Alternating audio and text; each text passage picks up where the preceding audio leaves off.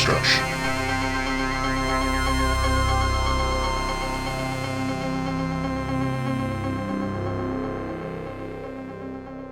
What's up, everybody? It's the HorrorDeconstruction. You can find us on Instagram, Facebook, but mostly on YouTube. Give us a like, share, subscribe, hit that bell icon with yours Komp and Yabo! And today's film is A Record of Sweet Murder, 2014. A Record of Sweet Murder. Haruya Sashiki Satsujin Sha no Kiroku. 2014. Wow, I'm surprised I didn't fail on that one. Directed and written by Koji Shiraishi, starring Ji-wook Yeon, Kobe Kim, Tsukasa Aoi, and Koji Shiraishi, and then also Ryotaro Yonemura. Yeah, that's cool. I didn't realize he was the cameraman. A South Korean journalist and a Japanese cameraman in South Korea are invited to an abandoned apartment one day. They are invited... who writes these? They are invited by a murderer and they know it. While they stumble upon a video featuring a murderer. This is the worst. Who wrote that? Hey, Aghaemi on IMDb. Write a better IMDb thing, but thank you for letting us use it anyway. So, essentially what this movie is about is a cameraman who's Japanese and a Korean news reporter. I think she's a journalist, actually. Right. Decide to meet up with an old friend of hers who has decided to meet with her who contacts her out of the blue after he's killed about 25 people. And she thinks it's maybe 14 people. It was 18 or something. I don't know. No, I think what happened is that he said that he's only on record for killing like 16 or 17 people. But he actually has killed about 25, and the number needs to be 27 for some reason. Right. For the murder, and then she, it's a found footage movie. And we're led into this. So why did I pick this film? Because it is directed by one of my favorite directors, Koji Shiraishi. And Dan, you know what movies we've seen of his, correctly? Yes. We've only seen 2 movies of his. We've seen Noroi the Curse. What else? The one... Okortu. Right? Okortu. Yeah. Yes, a cult. Yeah. It was weird because he has another movie called Cult. So it's like a cult and then there's Cult. I've seen. His movies this good? You know what? I think all of his found footage movies are this good. Actually, after I saw this, if you don't know Koji Shiraishi, he obviously did Noroi, which I think is my favorite found footage horror movie of all time. Just because of how dense it is and how much material and what's going on, and it's not cheap the way it's produced. It feels like an actual full-fledged movie, and there's a reason why there's a camera there. There's a reason why things are showing up, and the movie feels cursed itself, and that there's something really interesting about it. So he did that film, a movie that I'm saying we, as in I think we recommend that film for people to watch just because of how awesome it is. And then we also did another really good too. Yeah, no, A Cult is a great, except for the last 3 minutes. The ending. It's not even minutes. It's like 30 seconds. 1 minute, right? It's like about 30 seconds. What is happening here? A Cult is a fantastic, another found footage movie. We're lucky that we do find some good found footage movies in here doing this show, because I think we seek them out. We don't necessarily look for shitty found footage movies, and we don't put them all down because apparently we have seen good ones. But A Cult and Noroi really stand out in the way that they're produced. And A Cult is a fantastic movie about a guy who does non-found footage, right? Yeah, he does. I'm going to talk about a little bit about that also. But A Cult was about this guy who seemingly is he seems like a mentally ill homeless man or a very poor person that survived a massacre. And it ties into UFOs and ghosts and otherworldly interplanetary monsters and shit like that. But that's the last minute of that film is unbelievable. Like, it's incredible. It's so horribly produced. It's a great movie, but the last minute of it. In this one though. Yeah, I know, and that's why I told Danny once I finished this movie, I was like, Danny, you're gonna he redeems himself with that sort of ending with this, because it does have obviously a similar sort of ending to it. Yeah. But with his other films, he's done a lot of regular, standard horror films. One that I saw after this, because I was so jazzed by how great this one was. He did a film called Sadako versus Kayako, which is how was that? Essentially it was good, but I didn't really. Yeah, it sort of feels like it's the woman from The Grudge versus the woman from The Ring. Why would they And be so fighting? it was a pretty interesting idea of why they did it. I'm kind of wondering why if we should review it, or if I'll just do like a solo episode, because like it sort of feels like some of it is a waste of time because the ending is so abrupt, where you're just like, what? Like it just fucking finished. You're like, but it's really well directed. And he also did Slit Mouth Woman, which is also like a Japanese. I didn't see that one, but it's a Japanese sort of creepy pasta about a woman whose mouth is cut from ear to ear, and she wears like a mask, and she asks you if you're pretty, and if you say yes, she'll cut your face the same way. So stuff like that. So he does do normal films. He also did a movie that's bad called self-esteem when you talk to her. So he also did a movie called Grotesque, which is just straight like gore porn. And I was like, I didn't want to sit through that one because it was just like a guy just torturing this couple and just pulling them into pieces and shit. And I didn't really feel like watching it. Well, let's talk about A Record of Sweet Murder. So A Record Sweet Murder follows this journalist. She's played by a Korean actress. So I like that, there's Japanese and Korean. It's funded by a Korean film company. So I mean, they got obviously produced he by must speak Korean pretty well if he was directing this. Yeah, obviously it's two different languages, Japanese and Korean, but I think that they do it pretty well. That they can talk to each other. So Korean's actually like a lot easier. Like, is it? Supposedly. I mean, this is, somebody told me this. Yeah, Japanese. I took like one semester of Japanese, and I was like, holy shit. All I can remember is kohi. Based on my coffee. difficulties with Spanish, there's no chance I'm learning a language that has 4 alphabets. Like, I know. So there's like katakana and hiragana that's just from writing. Just 2 separate ways of writing, and you're just like, what the hell? Yeah, but you know what? They mastered it, so... So anyway, this film follows So Yeon, who is played by Kobe Kim, which sounds like a basketball player's name, and she is on the trail, like we just said at what the film is about, of a guy who was friends with her as a child, and they had this sort of tragic. You don't really know that at the beginning, but they had this sort of tragic shared moment when they were young, and she is there with the director himself, Koji Shiraishi. Because I guess it gives him more control of how the framing looks in the film, and he does a great job because the films are framed really good. He also was a cameraman, I believe, in a cult. He was the guy interviewing people in a cult. So he really did do the camera work for this. Oh, I assume he did. Yeah, I mean, like he's a director, so I'm pretty sure he does it.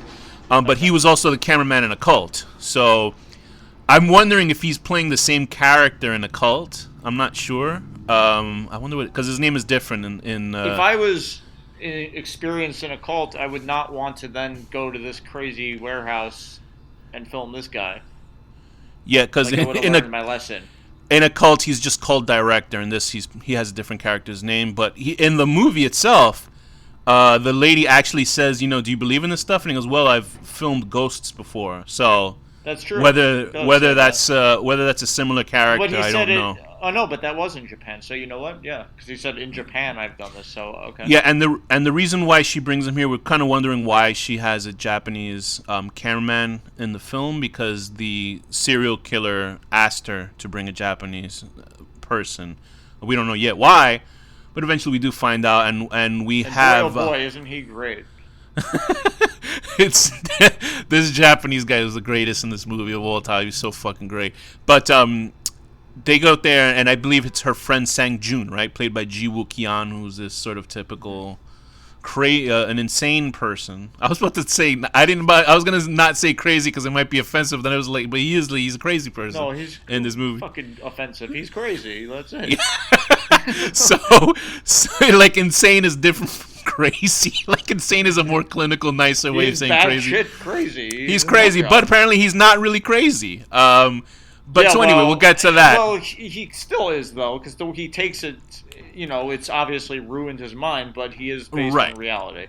So there are some mildly upsetting choices in this film, but they all work to getting the point across, and we are deconstructing the film in a way, and we are spoiling the film. But so if to not spoil it, like if we're telling you right now, I'm going to give my recommendation to see it.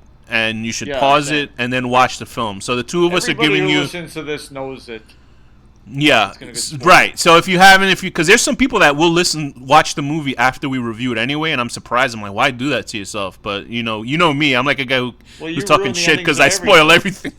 Yeah, I'm watching. Hey, look, they threw the ring in the lava in Lord of the Rings. No way. But anyway, somebody was like, who never read it, was like, oh no. But So yeah, so we're recommending the film. So spoilers start from now. So Sang Joon is this. How would you talk about Sang Joon's character, who is the serial killer guy?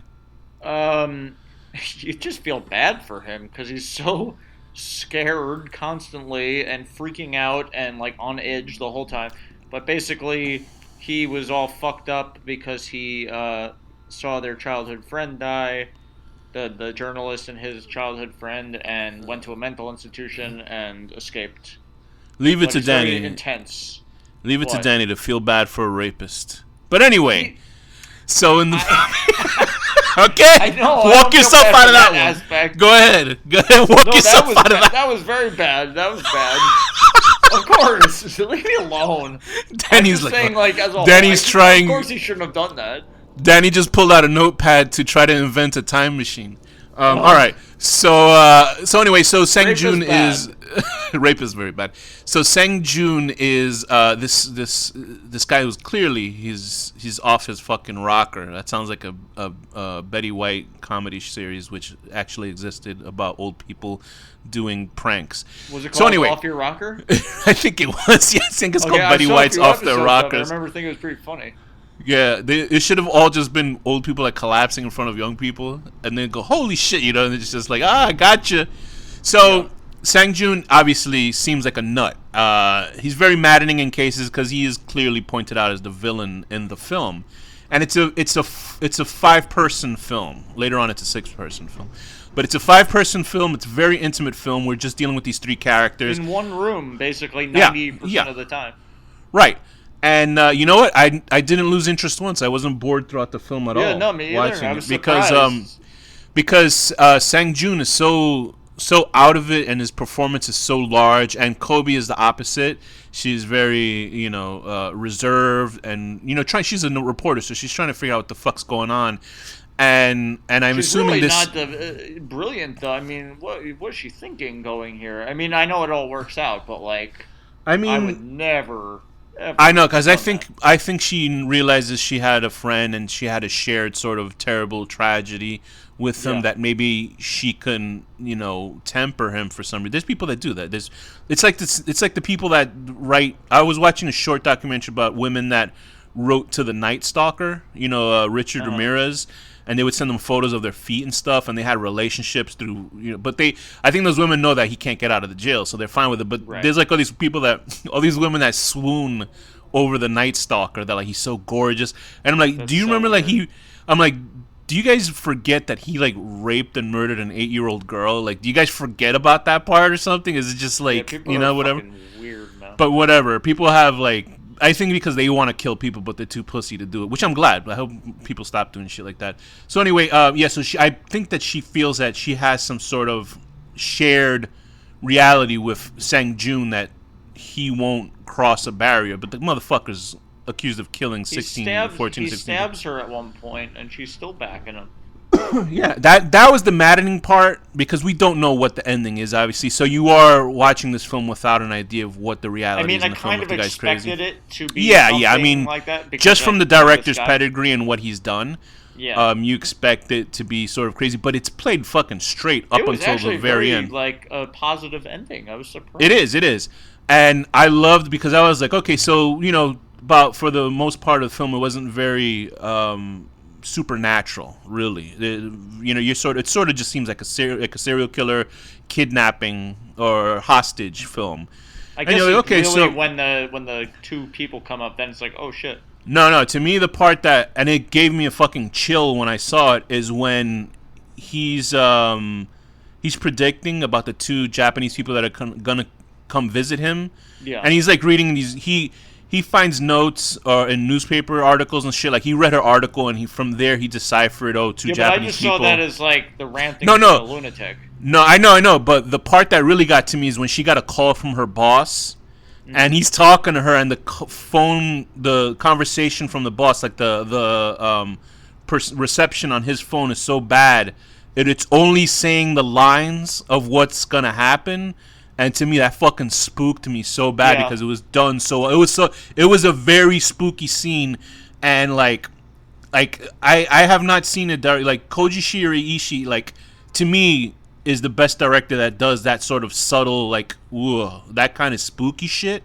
Like, it's like, I haven't seen other movies, they do kind of creepy shit like that, where it's like, oh, it's weird, but I have yet to see another director that does, like, a small thing like that it's fucking creepy. Like, it's just a phone call, but ahead, you just know this crazy person said it, and it sounds real and realer the more you get into the film. So what's the tragedy that links Sang-joon and So-yeon? I guess, well, it's not really hidden. Maybe it's a hit and run. A car comes down an alley and kills their That friend. motherfucker. Yeah, I don't know who would drive so fast in Japan, because it seems like Japan's pretty small, so, like, why would you, like, I don't know. nearly run people over and shit like that?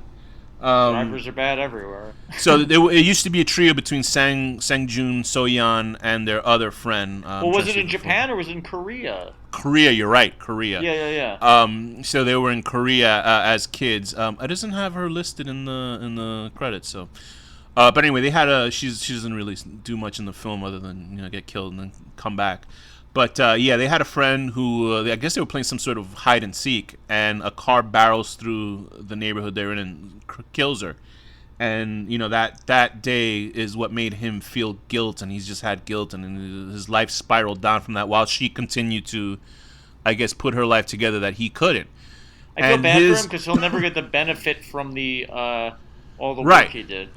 Right. I mean, he will, but not him.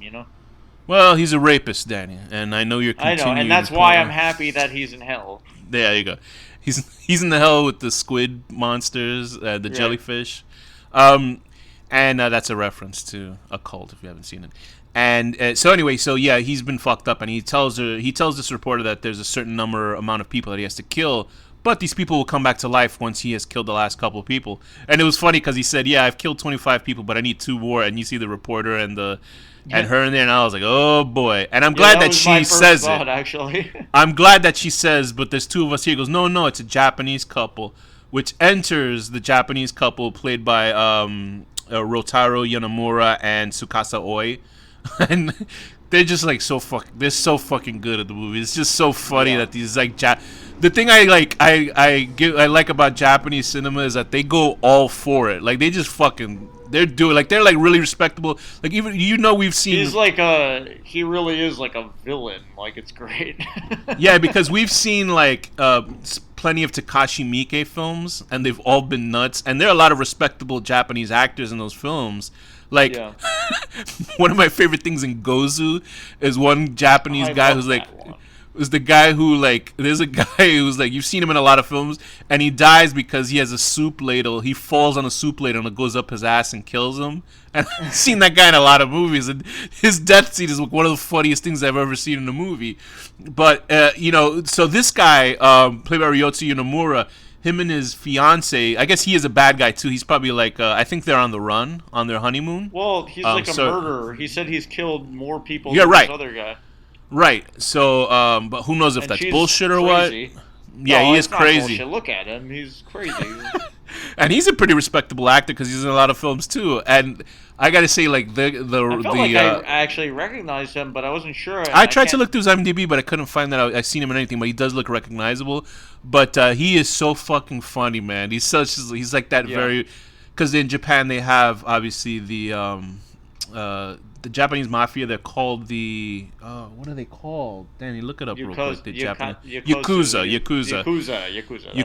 Because when they talk, I don't know if he rolled his R's in here, but apparently when you're like a thug in Japan, you go, they go like that. So it's quick Japanese lesson. Urusei means to shut up in Japanese. So they would go like if a Japanese was to urusei like that, but Japanese a mafia guy or a yakuza would be like urusei, and I don't know what the rolling of the R means, but apparently that's important. Well, I can't roll my R's in Spanish, so I certainly can't do it in Japanese. But Ryota is explain Ryota's character and his performance. Just like a hilarious villain. He's just like. He's very, very tough, and like, he's beaten with a baseball bat and stuff, but he's still like ready to fight, and he's turned on watching his wife get raped. Yeah, because you want to root for him because he's so like a good thing about like despicable, but I do like him. A good thing about bad guys in like films when there's like a bad guy and then another bad person who's even worse than the bad guy, because then that's supposed to make you feel some sort of good about the original bad guy, but I don't do that here. I'm like, yeah, I want Ryota to kill this motherfucker, just because he's like, he's very entertaining, and it's like he's an not injection. Crazy, he's just evil, and the other guy's crazy. Yeah, right. Because the film, what it is, it's a certain tone. Once it's just the original three characters, which is Sang-jun, Sion, and Tashiro. But then once we're introduced to Ryota and Tsukasa, they're like an unpredictable element of the film, which I like when he stabs her and then he says, "Oh, it's just a scratch." Yeah, he stabs his friend. Oh no, he stabs. I'm saying Ryota shoots stabs Sang-jun, right? But it's just like off the wall insanity of the character, because then there's like an element there which should be very uncomfortable for many people, which is this guy's threatening to kill his girlfriend. Sang-jun is threatening to kill Tsukasa, but then he's like whatever. Then Sang-jun is like threatening to rape her, which leads to a sort of quasi weird reverse rape scene. Because Sang-jun is beginning to... Yeah, Sang-jun is trying to, like, sexually assault Tsukasa, but since Ryota and the cameraman are the only ones that... Well, and obviously the fiancé speak Japanese, he's telling... And I think the reporter, Sang-jun, she speaks Japanese too, I guess, right? Maybe not. She doesn't. No, she doesn't. I don't think she No, does. she wouldn't, because then she wouldn't need a Japanese cameraman. So the cameraman is talking to Ryota. He's like, listen, man, he's gonna fucking kill or he's gonna rape your girlfriend. And the thing is, what we find out is that the fiance Tsukasa was always into the idea of being taken by force in front of her husband. Yeah. Shit. So it's not like it's a rape, but it's not. They just got married, actually. Right. So it's a rape, but it's not a rape at the same time. So it's like a big fucking weird joke. It's like a role play or something. Yeah, and like it's so nice that Ryota is willing. Is that supportive of his wife? I'm also so relieved they did that, because I felt way less. Yeah, I would be like, oof, like I didn't want to see somebody taken against it. Well, so she actually liked it, and just the way that Ryota's mocking Sang-jun that he can't get his dick hard, and then through the act, and then you can tell, like, after the act, and you see the wife smiling, I was laughing my ass off. Yeah, so it was really like funny. And then she's like biting his fucking ear off. Oh my god. Right. So it almost is like a thing where a woman takes the power over.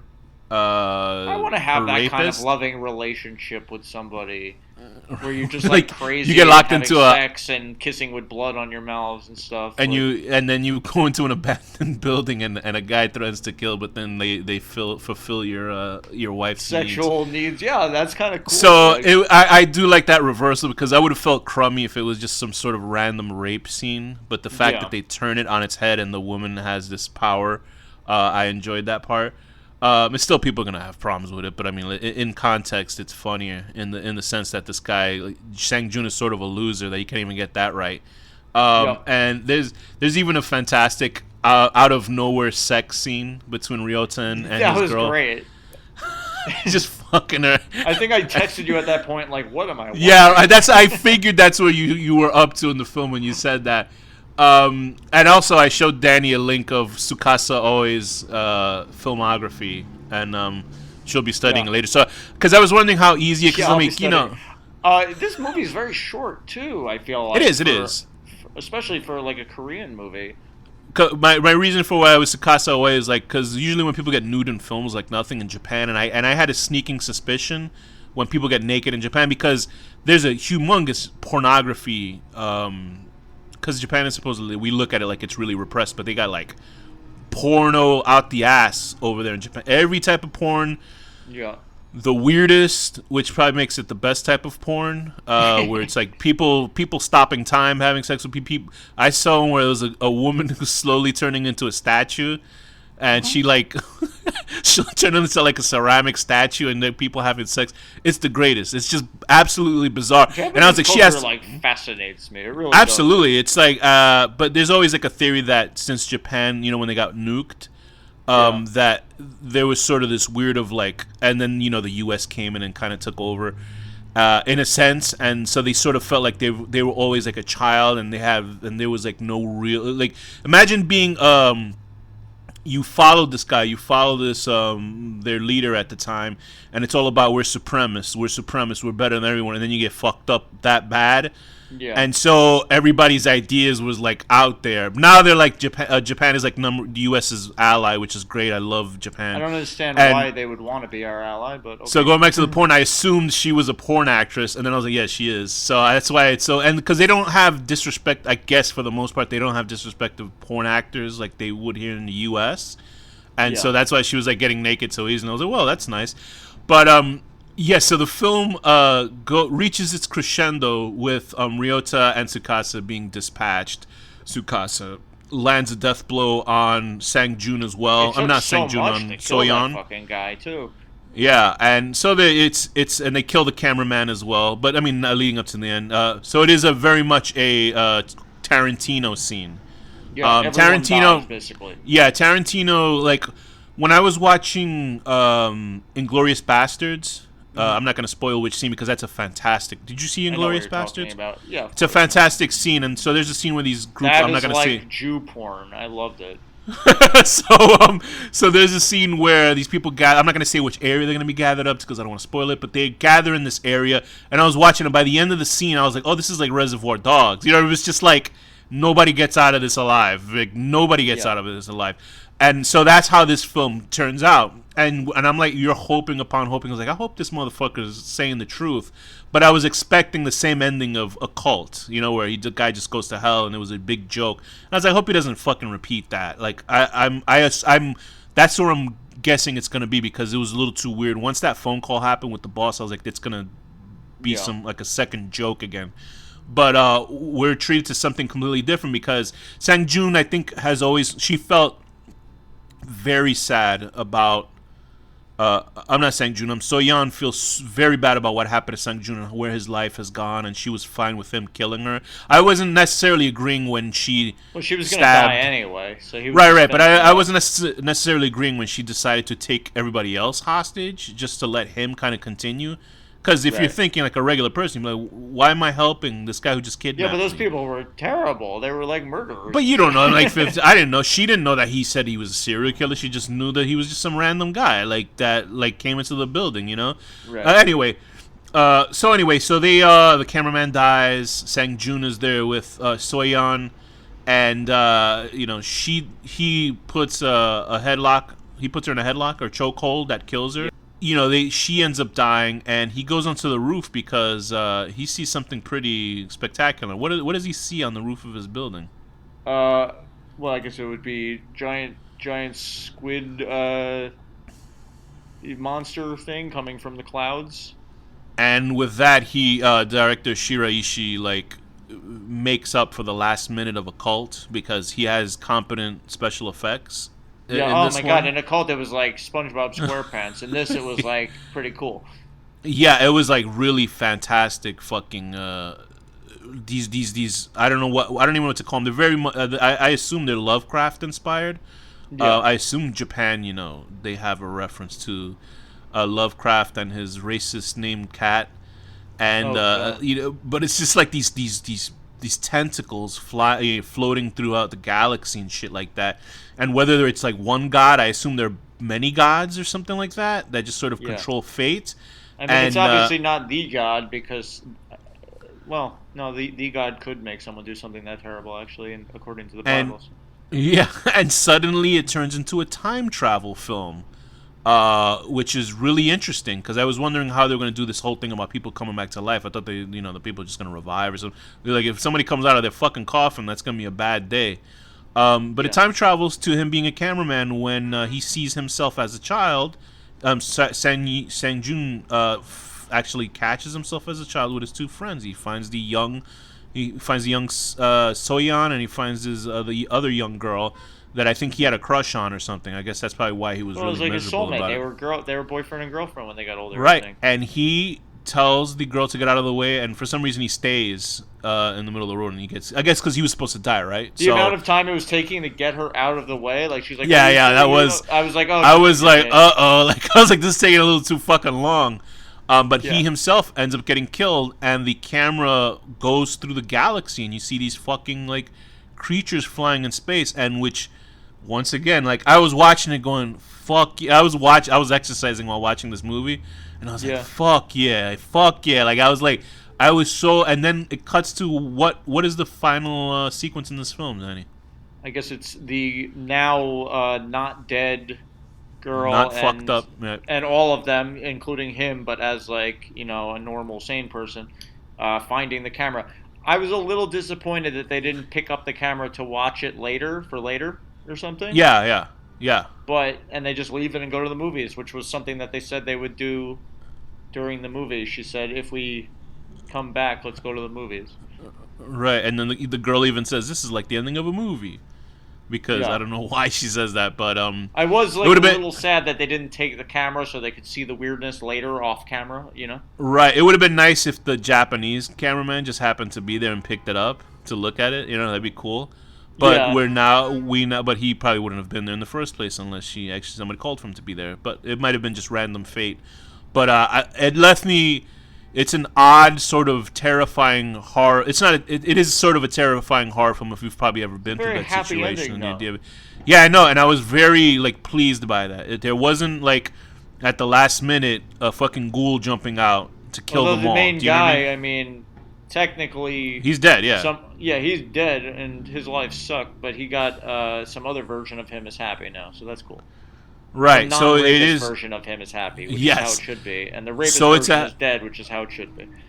So but hopefully Ryota and his wife got to live out that dream that But all those people wanted. that he killed are still dead in that. No, they came. Well, they're dead. Yeah, but they've come back to life. I guess In a different time zone. It's a different as if they've never. dimension. Yeah. So it is a weird sort of unless I guess it it's depends one of those. if they're doing multiverse or if it's the same universe. Yeah, unless it's something where your consciousness goes back in time into your own body and regroups without knowing anything. So I mean that's the whole tricky thing about time travel, and why people have such issues with it. But I thought it was a fucking wonderful ending. I fucking love that ending. It showed a lot of those squid monsters, so I'm assuming that there's multiple dimensions and each one deals with a different one or something.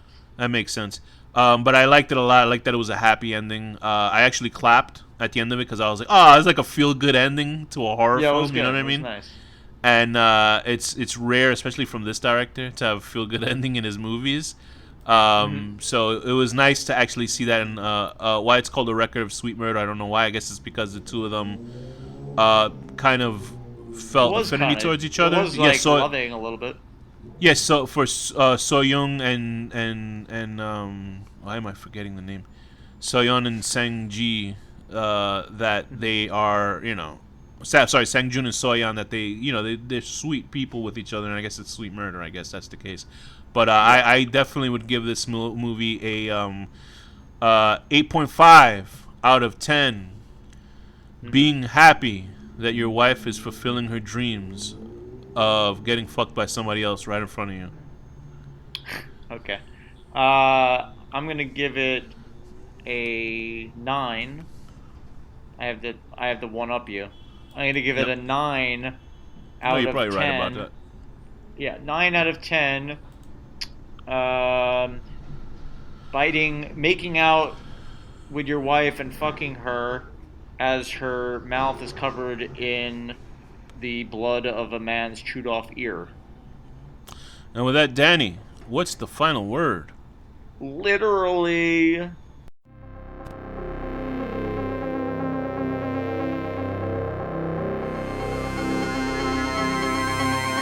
HorrorDeconstruction.